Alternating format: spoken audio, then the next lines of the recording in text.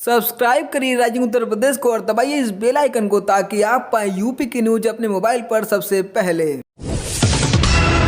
उन्नाव से पूर्व सांसद अन्नू टंडन को 3 साल पहले राजनीतिक धरना प्रदर्शन करने के दौरान ट्रेन रोकने के मामले में 2 साल की कैद की सजा मिली है। यह सजा लखनऊ हाईकोर्ट स्थित एमपी एमएलए कोर्ट के विशेष जज पवन कुमार राय ने सुनाई। जज ने पूर्व सांसद के अलावा उन्नाव के तत्कालीन कांग्रेस जिला अध्यक्ष सूर्य नारायण यादव, शहर अध्यक्ष अमित शुक्ला व युवा कांग्रेस कमेटी के प्रदेश अध्यक्ष अंकित परिहार को भी दोषी करार देते हुए 2-2 साल की सजा सुनाई है।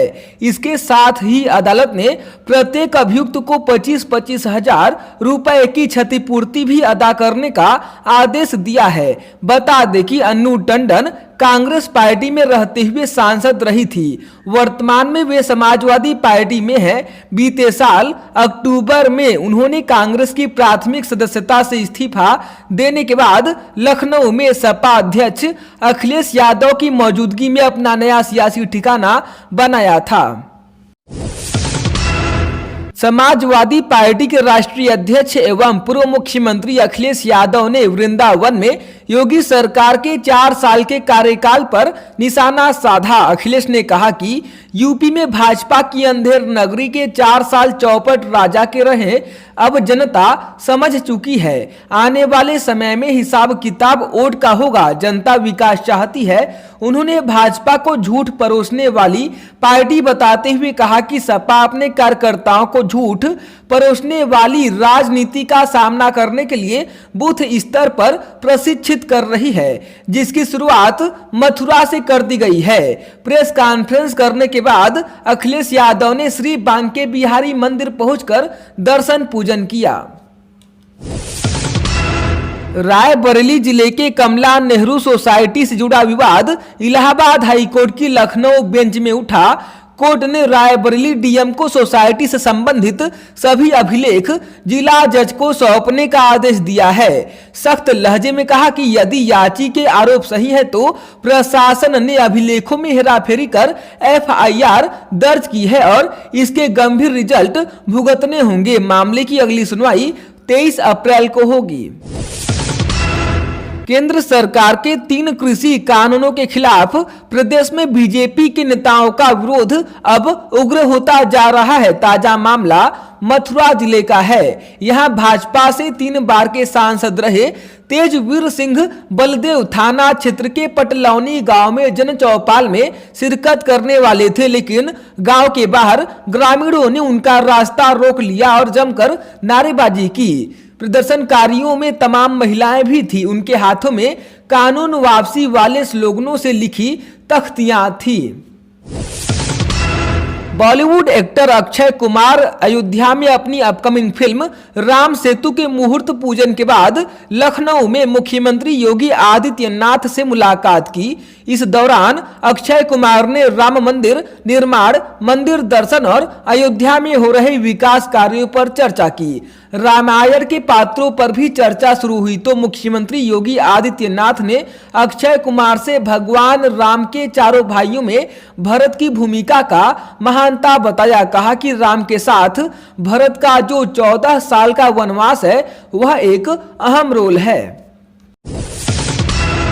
चित्रकूट जिले में अपर सत्र न्यायाधीश की कोर्ट ने दुष्कर्म के 3 साल पुराने केस में दोषी शाह बाबा को आजीवन कारावास की सजा सुनाई है।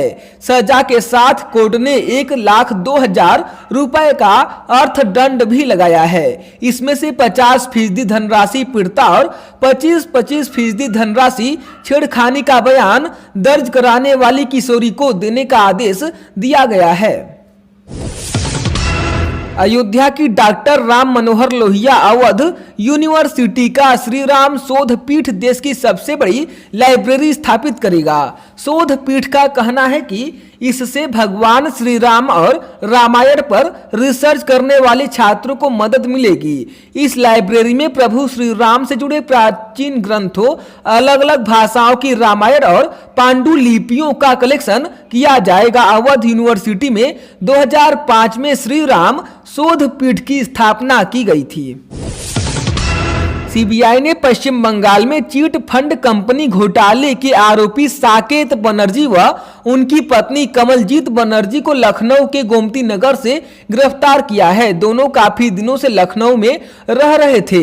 15 सितंबर 2017 को झारखंड हाई कोर्ट के आदेश पर सीबीआई ने global infra energy limited company के डायरेक्टर साकेत बनर्जी पर केस दर्ज किया था। गिरफ्तार दोनों आरोपियों को सीबीआई कोर्ट में पेश किया गया था, जहां से उन्हें न्यायिक हिरासत में जेल भेज दिया गया। देश में कोरोना की दूसरी लहर के बीच वैक्सीनेशन अभियान चल रहा है। इसी कड़ी में जालौन जिले में वैक्सीनेशन का नया अध्याय लिखा गया। यहां जालौन सामुदायिक स्वास्थ्य केंद्र पर 109 साल की राम दुल्हैया को कोरोना का टीका लगाया गया। राम दुल्हैया देश की सबसे उम्रदराज महिला है। प्रोटोकॉल के तहत वैक्सीन लगने के आधे घंटे तक उन्हें निगरानी में रखा गया। इसके बाद उन्हें घर भेज दिया गया। प्रशासन ने उन्हें सम्मानित भी किया। इससे पहले बेंगलुरु में 103 साल के बुजुर्ग जे कमलेश्वरी को कोरोना की पहली खुराक दी गई थी। उन्नाव में स्वास्थ्य विभाग की एक बड़ी चूक सामने आई है, जो जिलाधिकारी जैसे संवैधानिक पद की गरिमा को ठेस पहुंचाने वाला है। यहां रैबीज टीकाकरण के प्रति लोगों में जागरूकता के लिए बड़ी बड़ी होर्डिंग लगवाई गई, जिसमें कुत्ते का फोटो छापा गया, लेकिन कुत्ते की फोटो के ठीक नीचे जिलाधिकारी उन्नाव लिख दिया गया। होर्डिंग की फोटो सोशल मीडिया पर वायरल है, जो चर्चा का विषय बन गई है। कहा जा रहा है कि जल्द ही किसी जिम्मेदार पर गाज गिर सकती है। इलाहाबाद सेंट्रल यूनिवर्सिटी की कुलपति प्रोफेसर संगीता श्रीवास्तव द्वारा लाउड स्पीकर पर अजान से होने वाली परेशानी वाली चिट्ठी के बाद पुलिस महकमा हरकत में आ गया है। आईजी रेंज केपी सिंह ने मंडल के प्रयागराज, फतेहपुर कौशाम्बी और प्रतापगढ़ जिले के डीएम और एसएसपी को पत्र लिखा है। उन्होंने पत्र के माध्यम से पॉल्यूशन एक्ट और हाई कोर्ट व सुप्रीम कोर्ट के निर्देशों का सख्ती से पालन करने को कहा है। अब इन चारों जिलों में रात 10 बजे से सुबह 6 बजे तक लाउड स्पीकर बजाने पर पाबंदी रहेगी। यूपी सरकार के मुखिया के तौर पर 4 वर्ष पूरे कर चुके योगी आदित्यनाथ यह उपलब्धि हासिल करने वाले बीजेपी के पहले मुख्यमंत्री हैं। जितनी अप्रत्याशित उनकी ताजपोशी रही मुख्यमंत्री के तौर पर, उनकी कार्यशैली उतनी ही दृढ़ संकल्पित रही।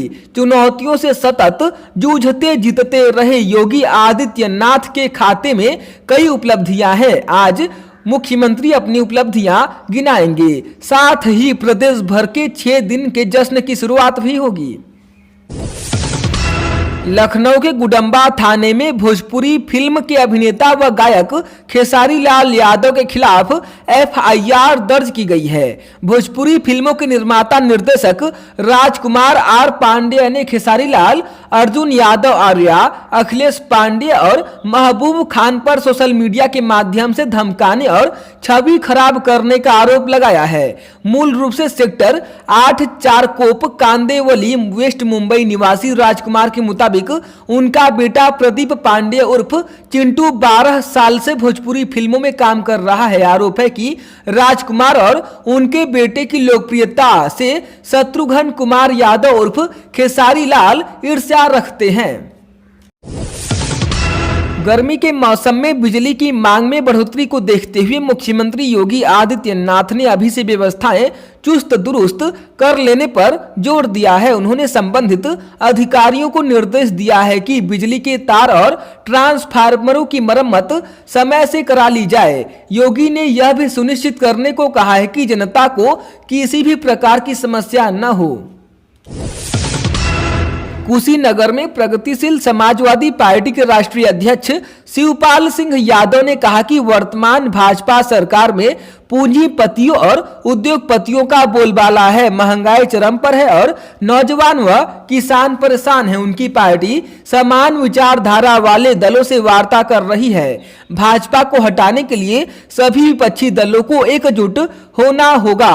मैंने सपा से भी बातचीत की, लेकिन कोई जवाब नहीं मिला। भाजपा शासन में देश और प्रदेश की हालत ठीक नहीं है।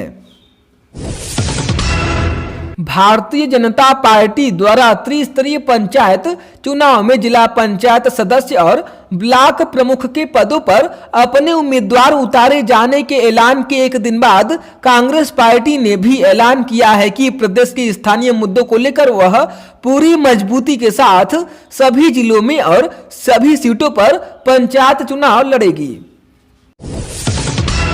प्रयागराज के सैदाबाद क्षेत्र में जहरीली शराब पीने से 2 और लोगों की मौत हो गई। इसके साथ ही जहरीली शराब से मरने वालों की संख्या बढ़कर अब 14 हो गई है। आबकारी विभाग व जिला प्रशासन इस ओर आंखें बंद किए हुए है। दूसरी ओर शराब से मरने वालों की संख्या रोज बढ़ रही है। जिलाधिकारी ने मामले की गंभीरता को देखते हुए कंट्रोल रूम बना दिया है। मुख्यमंत्री योगी आदित्यनाथ ने कहा कि अवैध शराब की बिक्री में संलिप्त लोगों के खिलाफ गैंगस्टर एक्ट के तहत भी कार्रवाई होनी चाहिए। अगर कहीं अवैध शराब से जनहानि की सूचना प्राप्त हुई तो बीट के सिपाही से लेकर हल्के का दरोगा, SHO और संबंधित आबकारी अधिकारी सहित उच्च अधिकारियों पर भी कार्रवाई होगी। महीने के आखिर में पड़ने वाले होली के त्योहार के समय कोविड मामलों की संख्या में बढ़ोतरी की आशंका को देखते हुए योगी सरकार 18 से 45 साल के लोगों का टीकाकरण करने की योजना बना रही है। योगी सरकार ने इस मामले में मंजूरी के लिए अपना प्रस्ताव केंद्र को भेजा है। राज्य के स्वास्थ्य मंत्री जय प्रताप सिंह ने कहा कि महामारी को रोकने के लिए राज्य ने बढ़िया रणनीति बनाते हुए काम किया, जिसके कारण यहाँ पर रिकवरी रेट ज्यादा और मृत्यु दर कम रही।